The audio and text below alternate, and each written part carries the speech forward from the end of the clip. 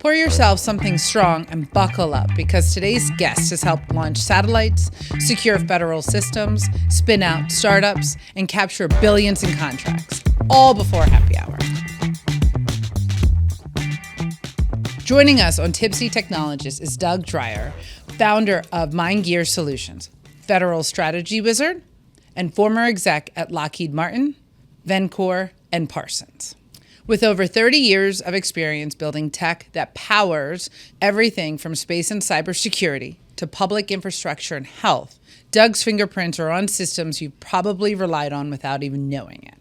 He's engineered autonomous platforms, led 8 billion plus in capture wins, and taken companies from whiteboard to IPO. He's got degrees from Penn State and Drexel. And if you looked up strategic operator in the defense dictionary, well, it's probably redacted, but we're pretty sure Doug's name is written into it. So crack open a cold one or power up your propulsion system because we're about to get tactical, technical, and a little bit tipsy with Doug Dreyer. Welcome, Doug. Well, that was awesome. What an intro, right? That's I'm great. so excited to have you here today. Yeah. It is true. It is true. I was a rocket scientist. I came out of school, Penn State, rah-rah, and wanted to do some really hard stuff. This was back in the Cold War, so I started as a rocket scientist, kind of followed a journey to where I ended up as more of a growth and a strategy person in a public company. So it was very excellent career. I've done a little bit of everything, like you said, so hopefully I can share my experience and my scar tissue, as we used to call it, as we get into it today.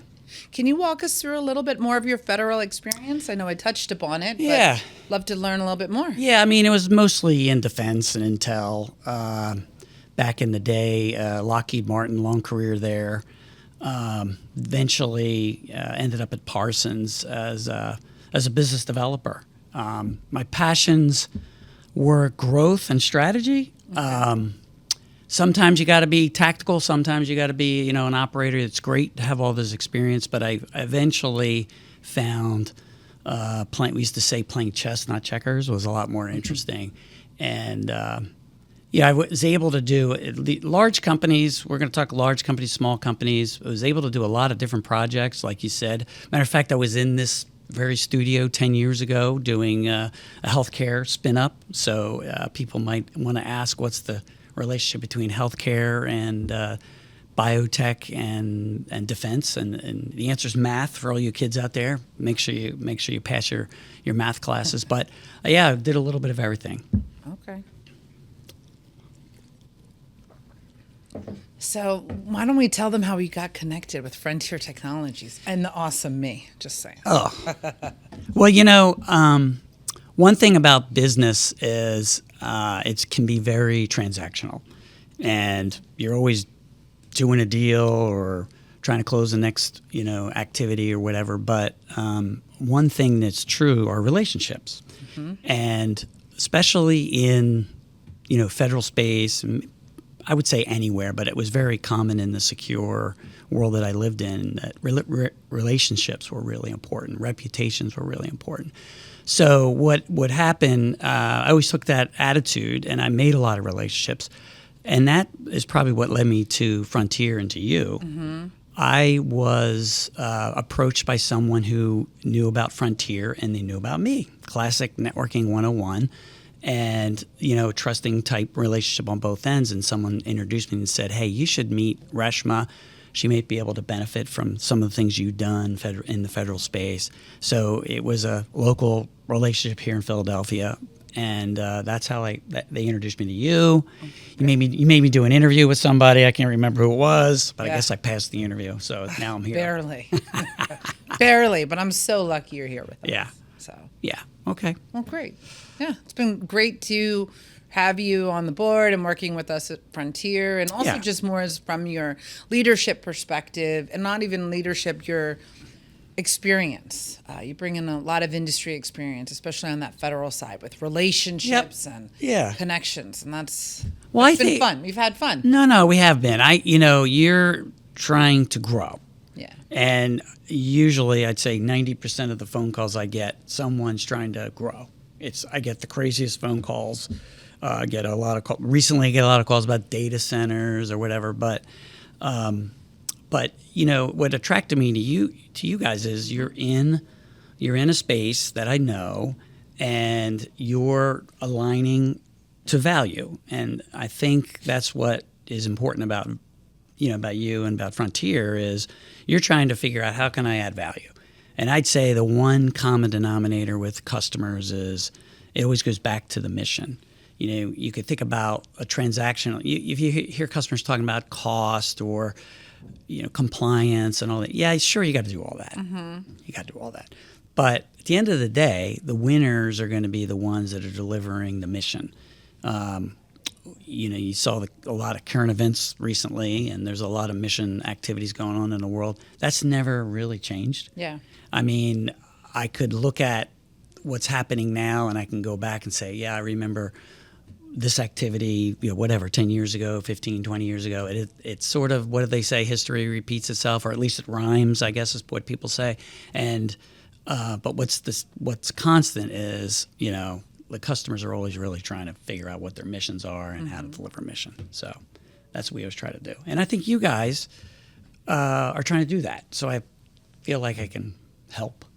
Yeah. I think I've been in a lot of those situations. So yeah. Oh, yeah. Yeah. Cool. So let's talk a little bit more about the current state of the federal government space, contracting space. I'll leave it a little bit more open, but I'd love to hear your thoughts and opinions on where the industry was a year ago or even 2 years ago, maybe not too far back, Sure. and then where it's going now based on, again, like you said, like recent. Yeah, I'd say, we'll get into the headlines and DOGE and all that, but the one thing that has been, we got out of COVID. I guess I can't do a podcast without referring to COVID somehow, even though I like to turn the page on that. But there was a reaction to that, and it was a disruption, and it really got people thinking about, hey, what's really important? So that kind of started even before the headlines. Mm-hmm. And one thing that was really a push on many fronts, especially in defense, was let's try to do things faster. Let's really push the limits on how fast we can move. So you started hearing that a year ago, 2-3 years ago. There was a lot of different contracting discussions, things like OTAs and other you're familiar with. Do you mind saying what OTA is? It's an other transaction authority. Yeah. There are a million mechanisms for the government to buy. They get settled into certain techniques. Mm-hmm. One of the legal ways of selling things to the government is through something called an other transactional authority. There are massive, there are entire platform systems.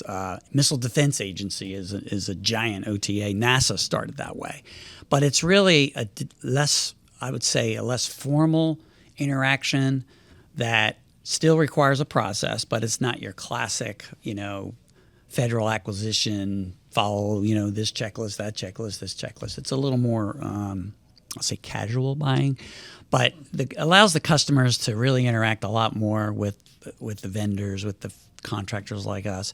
And anyway, so there was a big push a couple of years ago. Hey, let's use these OTAs.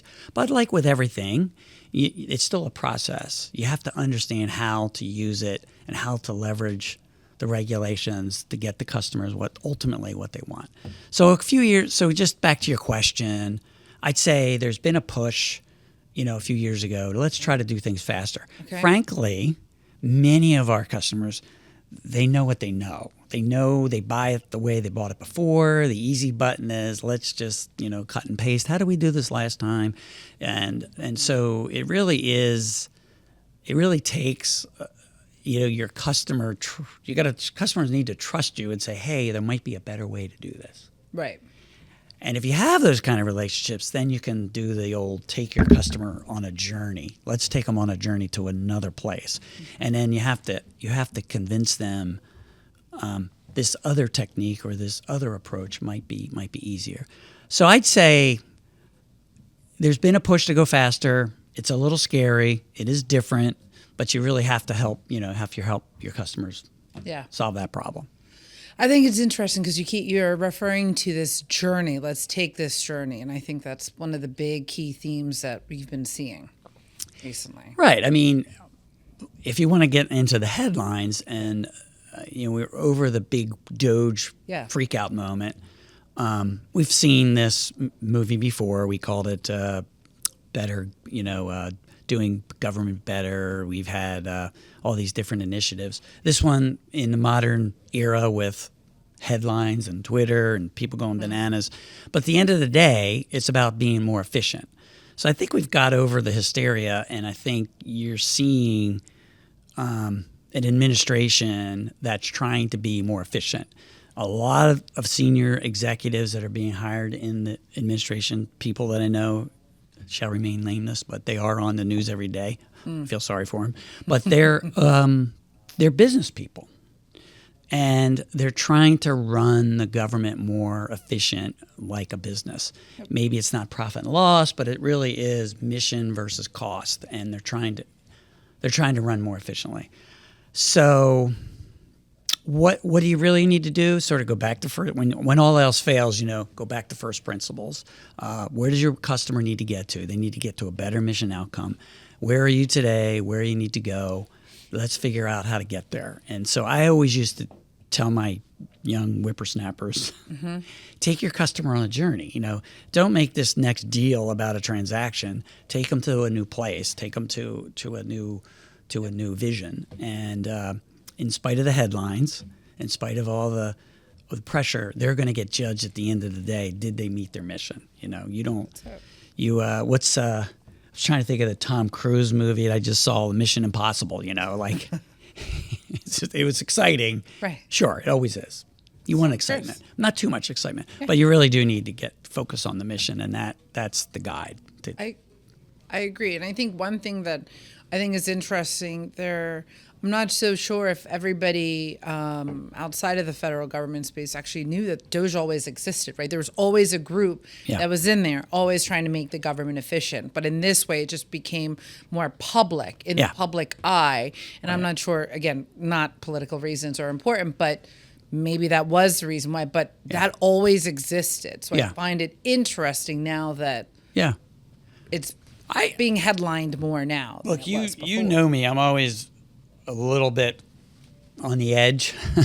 What? Back to my, I was giving talks on AI, 3 years ago. We'll talk about that. But I spun out an AI company in 2016. So I do probably get ahead of myself. But I will tell you, when it comes to like Doge and it comes to governance, the fact that an AI tool can read the budget in 5 seconds and people can start interrogating what's really in the budget. I think you're seeing that because that immediately becomes a headline.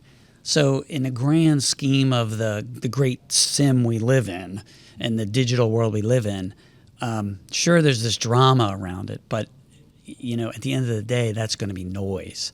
At the end of the day, it's going to matter. Are you delivering your mission? Do you have the right software? Do you have the right hardware? Do you have the right processes? Do you have the right business 101? Or, that's what's really going to matter. So I'd be also interested to learn your take on with what you were just talking about and taking the journey. But again, like taking the journey with what Doge is enforcing right now. Who do you think is most affected? The larger integrators, the smaller businesses? What's your take on that landscape? You're not going to like my answer. It's two front. On the large integrators, there's going to be a lot more pressure to turnkey and to deliver, I'll say at the mission level, at the final delivery. We saw all over the weekend, somebody's got to deliver the payload to the target kind of thing. That probably will even be more reliable because a lot of the intermediate consultants and helpers and all that type of, government help is going to get cut. So then you go to the small companies. They got to bring something special. So for companies like Frontier, you're going to be either partnering with the larger companies and you're going to be bringing them something they don't have. You have access to technology, you have agility, you have speed, you can make quick decisions.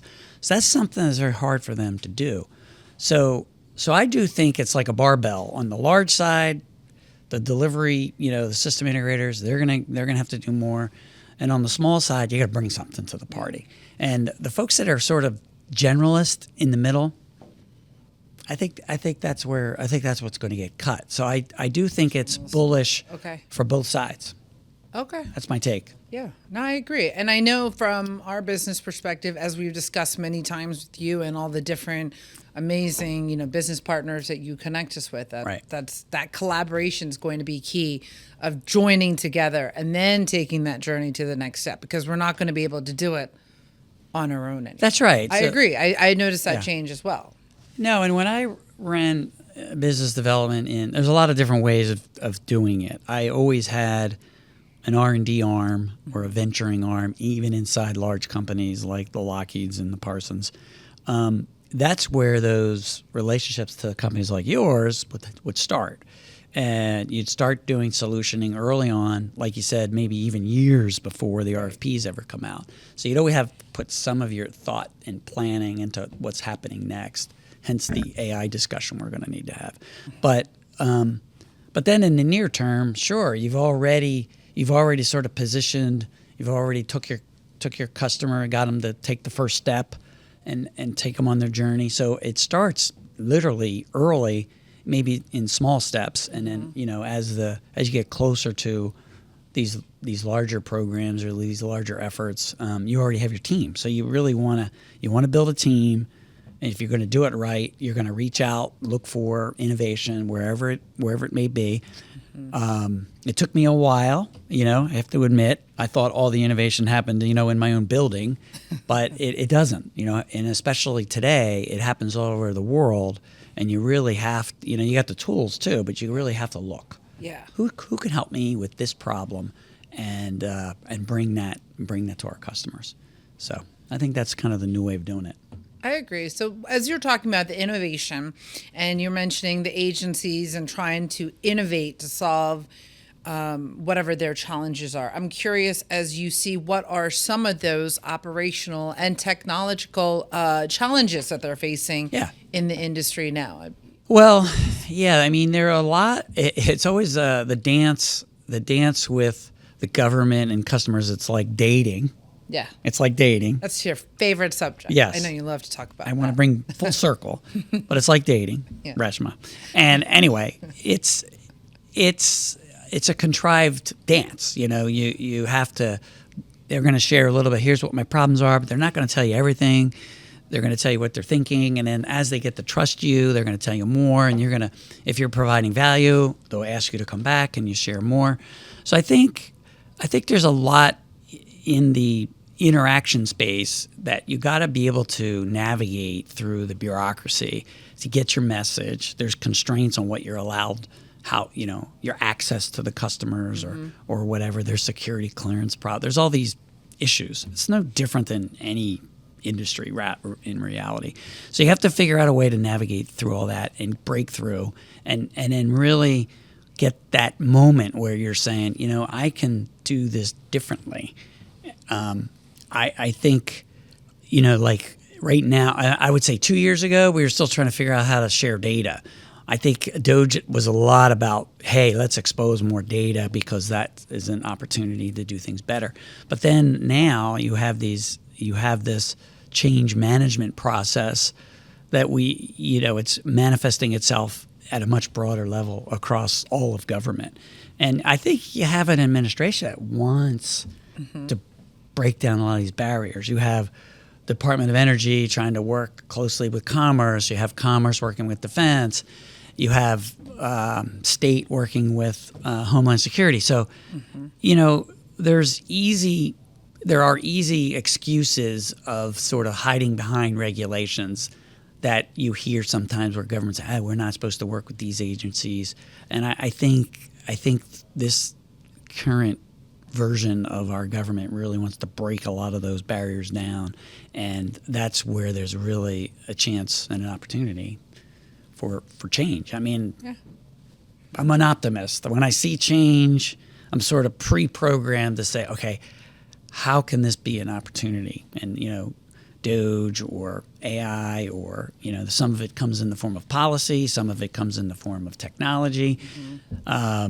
We have the situation where you have very low unemployment. Where am I going to get talented people? Okay, you could be, woe is me, or you could be, is this an opportunity? Yeah, right. It's an opportunity to be more efficient or more effective, or maybe that's government wants to use more tools instead of just hiring people, and they don't know how to do that, so you have to help them. How can I leverage that? So anyway. I got it. I went to a industry event last week down outside of DC, and they were talking about a little bit of the impacts of Doge, and it was interesting in the different agencies. Yeah. And then I thought that was interesting, and they were actually saying there was a lot of conversations about DoD losing the most money, and I thought that was interesting because everybody kept saying, well, no, DoD is going to always spend.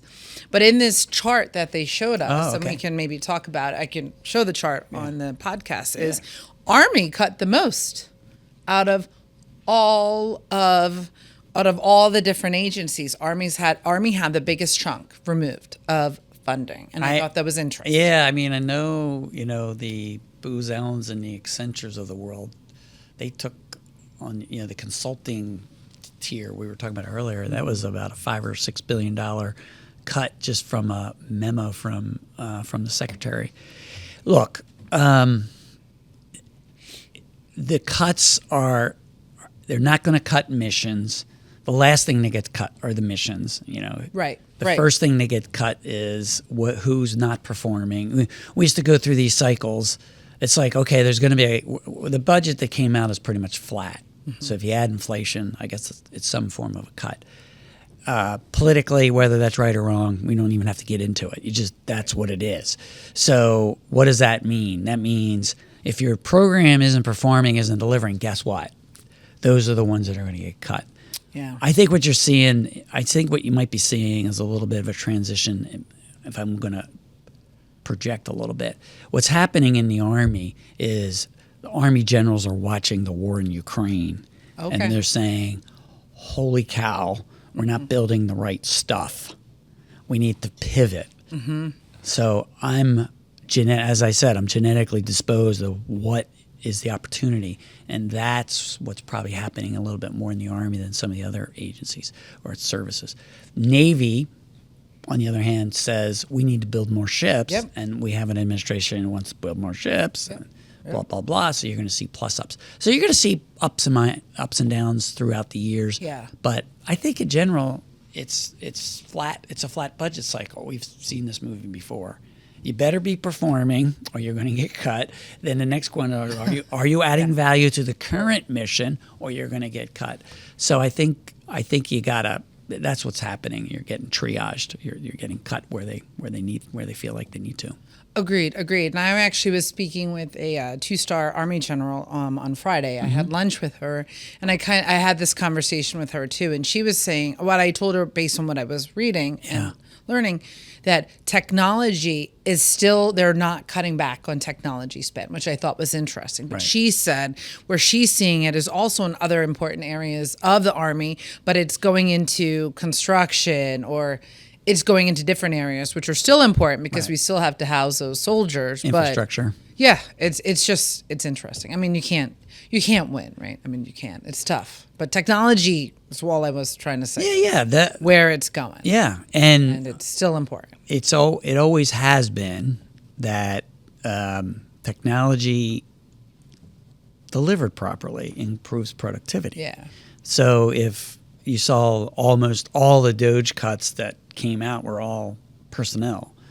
So that means we got to automate. That means we need more business processes. That means we need more technology. So I'm with you. Yeah. So knowing kind of a little bit more about what we discussed, where do you think Frontier's unique offering would be just with everything happening?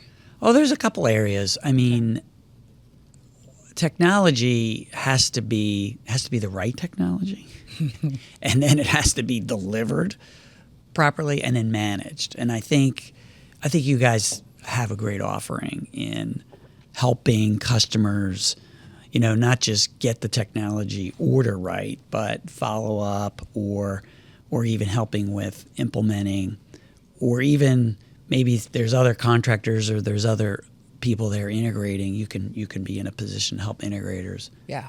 On leveraging it and using it.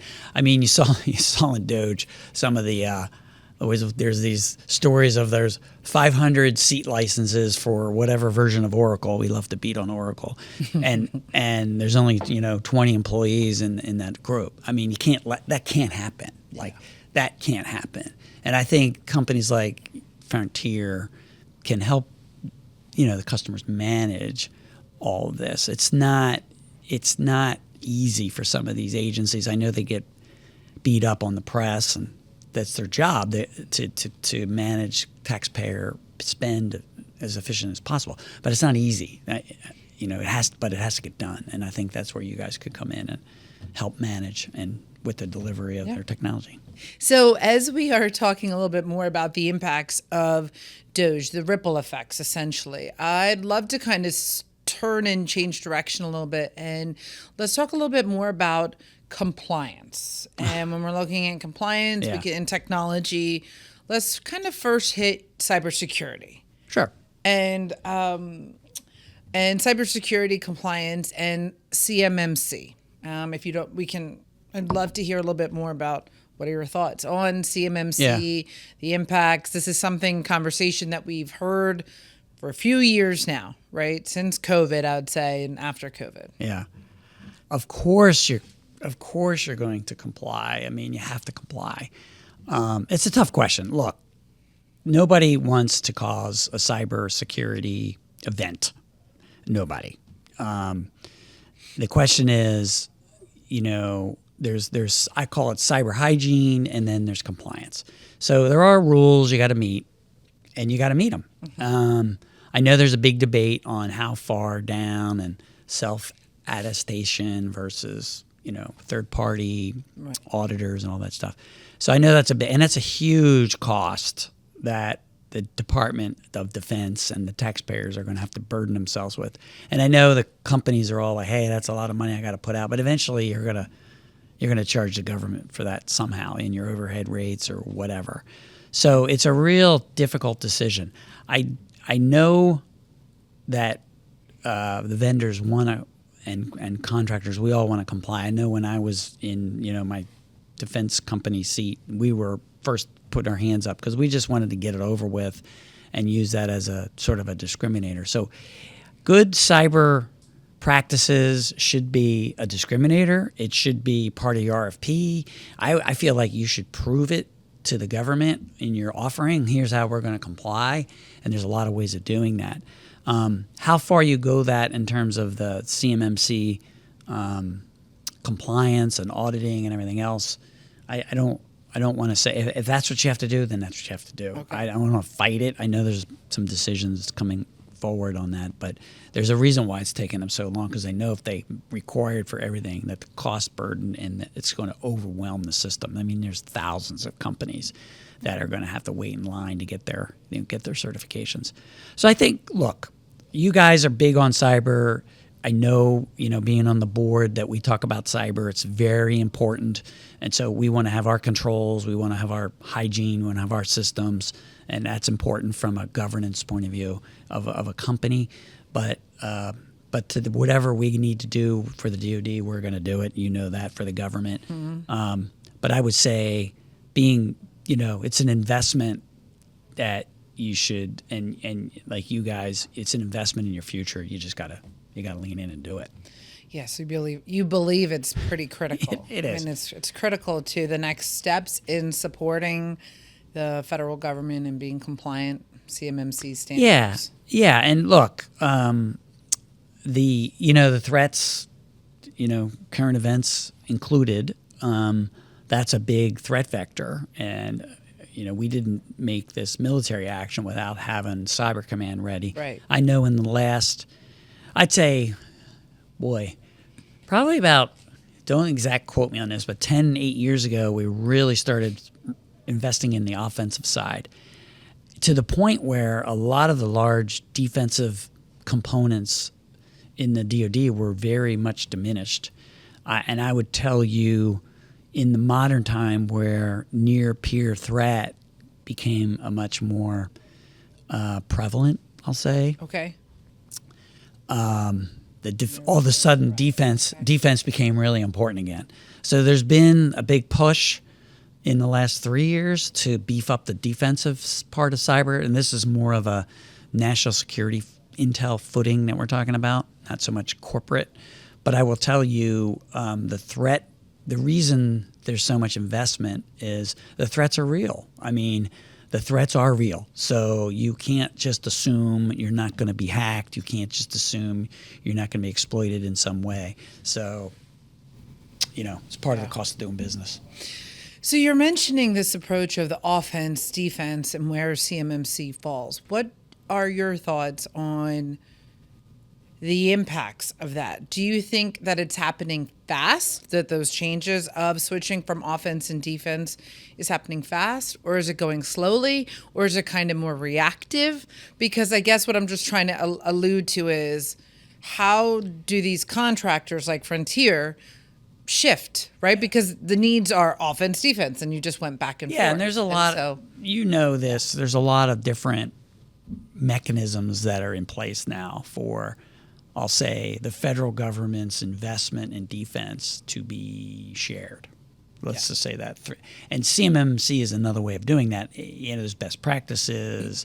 There's also shared threat information for customer or contractors who need threat information. The one day, hopefully it never happens, when the phone rings and it's someone in the federal government and they said, we have a cyber problem and we're going to give you help. I mean, federal government is monitoring their contractor base. So I think there's a lot more collaboration. I mean, that's probably the one thing that will make us stronger as a defense intelligence group, defense industry group, I should say, is collaboration and sharing all, best practices, threats, things like that. So it's a good thing. Again, the compliance is painful. I understand. I feel your pain, but it's a lot of T's and C's. We're used to that. But I think there's a lot of investment, and I think there's a lot of practices to share. And I think being connected is just the way you have to do business. Do it if you lean into it and not make it sort of an overhead burden. Just make it in the way you do business. It becomes less of a pain in the neck. So you mentioned earlier when you were talking about collaboration and how the small companies need to start partnering with other companies and in order to support the government right, in terms of their needs, technology needs, etc. In that same form, are you thinking that these companies, as they're partnering and teaming together, that's important also from that CMMC compliance? Because we just said it's a pain in the butt, right? So just trying to think, is there a play where that kind of same thought process is going to be needed on CMMC? It's all part of the collaboration. If you're, and I know for you would be partnering probably with some larger companies. The best primes, we used to say when I was at Lockheed, I used to say, let's be the benevolent prime, it's not about us and them. And it was really about being a good steward of the taxpayer money. If you back to the mission, right? You think about it that way. And then you realize there's all these companies that have something to offer. And in order to do that, it's a partnership. So it's the old train like you fight kind of thing. I used to say this all the time when trying to win new work. It's like, we're going to start running the project right now, like even before we win it. We're going to start running it the way we want to run the program. And that means communicating with the customers, communicating with partners, communicating with employees, and trying better the communications, a better way to figure out, what do you have to offer? I used to sit with, as the prime, as, okay, what do you have? Well, how can I use your investments or your people or whatever your skills are, your technology, and you have to do it as a conversation. It's not just here, fill out a form and tell me here's the requirements, fill out a form. You have to kind of think beyond that. Like I always would say, go back to the mission, because the requirements are really just an interpretation. Like go back to that, and that requires a lot of collaboration. So collaborating on cyber, collaborating, getting your vendors on your system as fast as possible, making it easy for them to work with you. If you have to do 6 million login steps to get to the data so that you can find out what's going on, that doesn't help you. So it's all part of delivering the best you can, and I think that rules the day. Okay. Yeah. So as the government is enforcing and pushing CMMC to be determined right when that date's going to be, on AI, where do you think the federal government's thinking? Are they going to dive all in? Have they already dove all in? Or they're going to just stay on the periphery for now? Yeah, there's obviously data sharing and privacy and all those issues which are totally real that have to be managed. But what you're seeing, just like, I see the movie when we went to networks and we went to cloud and we went, you did it in sort of a hybrid way. Because hybrid meaning the commercial version of it is awesome. I'm sure all of the employees are using your favorite chatbot is ChatGPT or whatever. That's Perplexity. Your favorite. That's my favorite. But they're all already using it unless you shut it off at the firewall. And I know companies are doing that. But there are hybrid models and models where you can protect your proprietary or your agency data or whatever and leverage the goodness of all the LLMs and all the other models that are out there. So there are instances now, and it requires you to be able to help the customers. Like, okay, here's how we could apply it. Usually requires some sort of vision, which is investment into some kind of a demo or some show me. You want to show the customers how you can do this stuff, and that is happening like crazy right now. There were early adopters, I'd say, in some weird places in the Pentagon when, just a few years ago, I remember talking to the CIO of the Pentagon and what they were already doing. This is 3-4 years ago. And it was more of a pre-chatbot world. So I gave him a lot of credit for preparing, so to speak, preparing for what is coming. So I think, like any technology, you have to just start. What is it? How do you eat an elephant? Mm-hmm. You know how you one bite at a time. Okay, of course. Yes. You just got to start. You got to start. What can I do, and then iterate on top of that. Right. And I would say the other thing, and where companies like Frontier can help, is preparing. You can come in and help and say, here's how you got to prepare your agency for the future. You got to have your data under control. You got to have you got to have obviously your cybersecurity under control.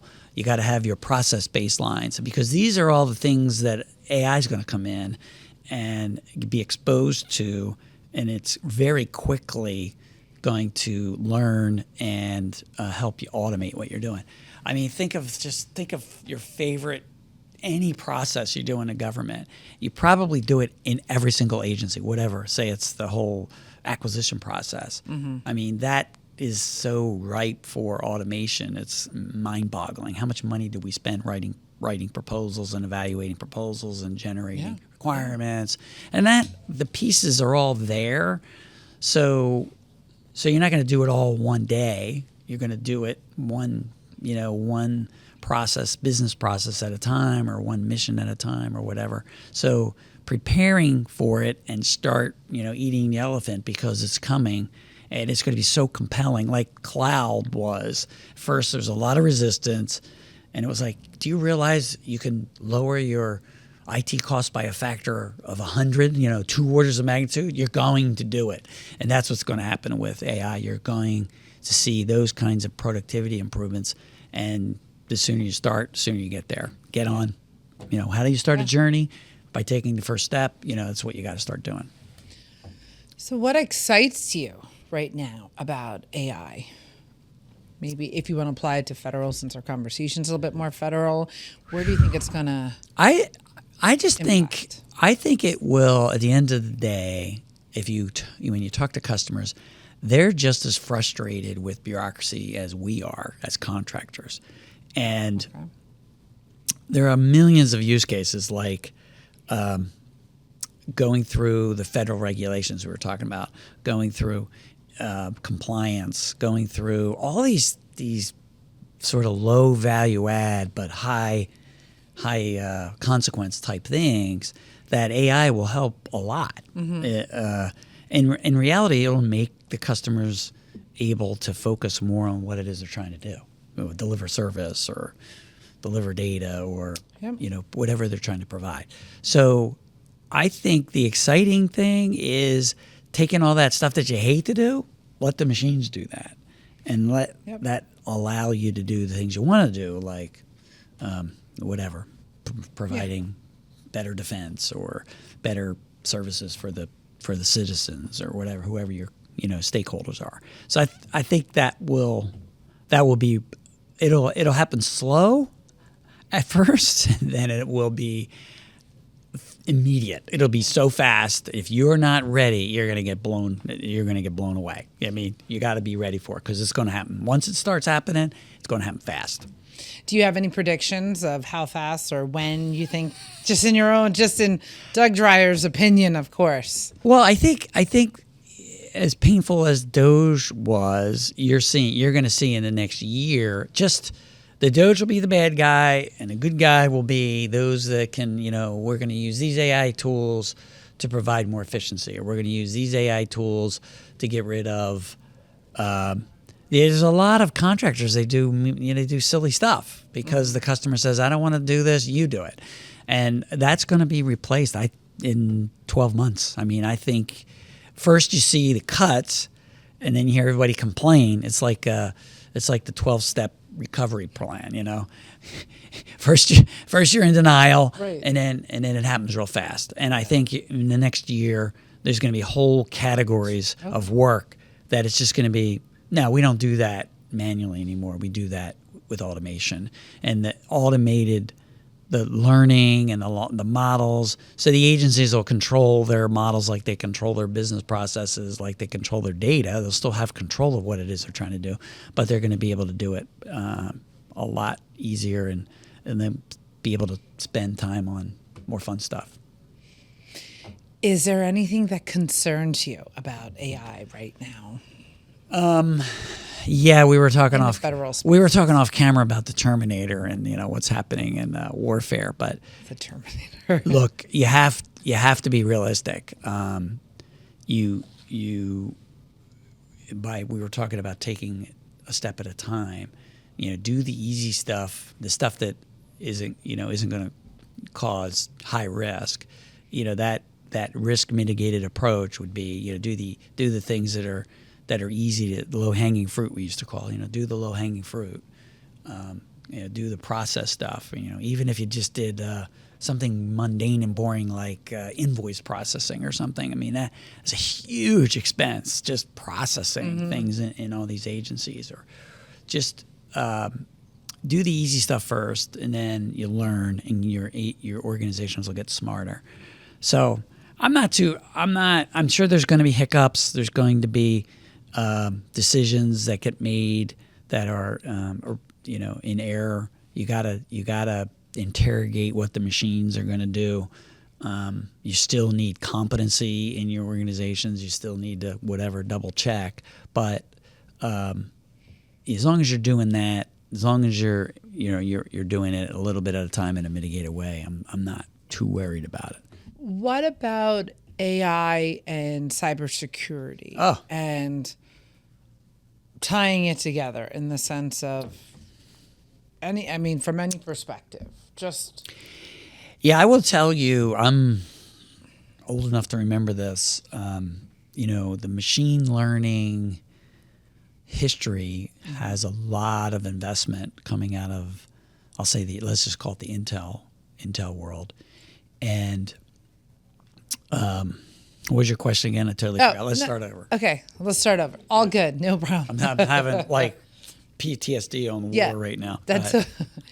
I was talking about AI and security. Oh yeah. And how do Cyber. you see them intersecting? Yeah. And have they already intersected, or yeah, when? It's a really good, and that's why I said that's why I'm having PTSD. So, in the early days of War on Terror, it was really the machine learning algorithms that first were trying to find needles in haystacks as we went and modified warfare. And then that very rapidly, what we learned to do is apply that to cyber. So I'd say even in the early days of scaling up the cyber threat, it was really about machine learning and what we call AI now. So the intersection has already been there in terms of advanced researches. I think where it gets expensive, and I think the better technologies are going to make easier is applying that. It was very labor intensive. I literally could show you rooms that I walked into, and there are hundreds of analysts using these tools to try to counteract the cyber threat, which is real. And we got pretty good at it. And I was telling you about we got good at sort of on the offensive side. So now we're taking a lot of that investment and reapplying it to the defensive side, and that's becoming to the point where mere mortals, as I used to say, can do it in a much more automated way. You can't manually fight cyber warfare. It's automated. It's been automated for 15, 20 years, as long as I can remember. But it's just the scale of it is immense. Yeah. So I see that as trickling down to to everyday activities, just to making that technology available to make normal transactions, if you want to call it that, safer, and the technology cheaper and easier to maintain, and AI will be a big part of all that. It'll be easy, like you said, mere mortals. What happens is what you want to do. You just, as the technology changes, you can't keep up with all the different configurations or all the different routers and different technologies that come into your networks or into your enterprises. But the AI can. It's very good at it.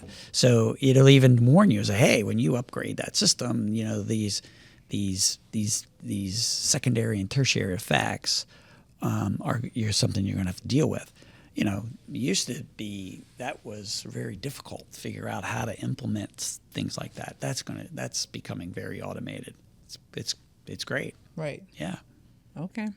Is there anything else that you want to add based on what we've been talking about the journey or AI, cyber challenges in the federal space that you think we haven't touched on that might be relevant for our audience? No. I mean, AI is coming. Be prepared. Lean in.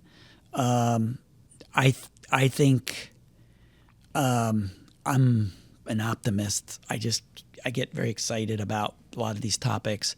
There's a continuum of, I was there when we got off the mainframe and the networks and, mobility and data and now cyber and AI. This change cycle and these big enterprise drivers are different and unique, but they're the same in a sense that, you really want to work with people you trust. It comes back to that. You want to be able to focus back on why am I doing what I'm doing, the mission. Why am I doing this? And then I think you want to lean into change. And as long as you do those three things, you're going to be ahead of the drama. Okay. You're going to be ready for the change. You're going to be making your own luck, as I used to say. So if you're leaning into those things, I think it's exciting. Yeah. Yeah. So, complete side note, but I would love to, if you want to briefly tell the audience about how you became a rocket scientist, I think that'd be really cool. if you want to talk about it. I came out of Penn State, and I was really into computer modeling, I guess, and I thought the coolest group was the astrodynamic group. Yep. And I interviewed my way into the job, and I got on the job site, and I had no idea what I was supposed to be doing. It was one of those situations where somebody took a chance on me, and they said, "Here's a smart kid. Not everybody takes rocket science in their undergrad, so let's just pull this guy in and we'll teach him, or he'll learn on his own." And so it was literally learning on your own. But it was very exciting, at the time. It was probably Space 2.0, I'd say. The space shuttle era was a big push. I think what you're seeing in particular in space now, and I am involved in some of the other space program today, it's about access to space and lowering the cost of space. So it's there's kind of a Space 3.0 going on right now. But it was very exciting for me. I was very inspired. I got to work with the astronauts and got to solve a rocket equation by hand one time. It was really cool. If you haven't lived until you've done that one time. But it was one of those things, too, and I would say always when I'm mentoring the kids, if you can solve hard problems and you know how to do that, that's great. And I've never made that the constraint for me. It was always like, what's the mission? What's the people issues? How do we manage the risk? How do we get to where we're going? And not use the technology as a hurdle. So I was blessed and very fortunate to be able to do some very challenging things from a technical point of view, but I would never want to make the problem about the technology. It was really about these other things that they're always going to have. You're always going to have these issues with working with people and working out and getting them on the right program. So that was exciting for me, and I don't know, I could probably bore you with a bunch of That's cool. space problems. I just thought it'd be a little fun just to have a little something about you. Yeah. I did go to touch a SpaceX rocket, and their Dragon capsule. So I did even get to see sort of the going from 2.0 to 3.0, as I call it. It's the math problem. The math doesn't change. The physics doesn't change. Just the technology and the people do. So it's kind of cool. Yeah, it is. And I think it's important as we're talking about the impacts of the federal and a lot of this now and what's happening now. Yeah. Sometimes cool to take a moment and think backwards, right, about where things were at one point in the government space, which I think is cool. Cool. So, well, I thank you very much, Doug, for being with us today. Very good. It was a very insightful conversation. We learned a little bit more about this journey and how to support the federal government. So thank you. You're welcome. Glad to be here. Thanks. And then if you want to find out more information, please follow us on LinkedIn, Instagram, and our website, ftiusa.com.